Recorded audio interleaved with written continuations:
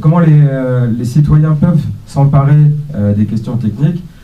On dit souvent, ce qu'on entend, c'est oui, c'est une question d'experts, tout a été remis sur des comités d'experts qui peuvent décider, et les citoyens n'ont pas leur mot à dire in fine là-dessus. C'est une question qui va une question de gestion des risques aussi, où même les décideurs eux-mêmes n'étaient plus capables de gérer les risques, et on voyait que de plus en plus, il y avait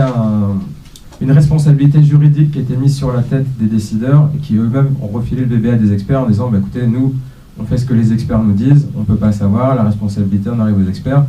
Mais la responsabilité et la décision est aussi arrivée aux experts, et du coup, les organismes d'expertise sont aussi devenus des organismes de décision. Comment faire pour que les citoyens puissent rentrer là-dedans, en fait, dans cette question d'expertise et des décisions? Là où serait l'erreur, c'est de se dire, bon, bah, tous les citoyens c'est aux citoyens de devenir aussi experts que les experts. Là, je ne le crois pas. Il y a une légitimité scientifique, on va dire, ou de connaissance de la part des experts, mais de la part des citoyens regroupés, il y a une légitimité supérieure, qui est celle de la légitimité démocratique naturelle, qui fait qu'on peut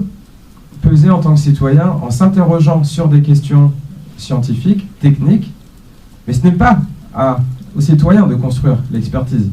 C'est à l'expertise de venir aux citoyens, de venir s'expliquer, de venir pédagogiser, de faire de la pédagogie sur les questions, et de faire tout ce travail de formation, et à la fin demander un avis sur la question voilà, des conférences de citoyens qui ont été menées sur les EGM en France. C'était en 99, les EGM commençaient à apparaître en France. On voit que la question qui est soulevée, c'est celle déjà de l'étiquetage des produits OGM,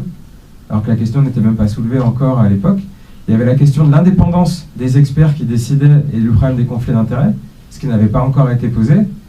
Et on voit dans ce document qu'il y a vraiment des pistes qui en fait ont été derrière celles qui ont été menées après pendant 15 ans de combat par les associations pour les faire valoir, alors que dès le début, dans ces conventions, il y avait des points qui avaient été soulevés, mais malheureusement,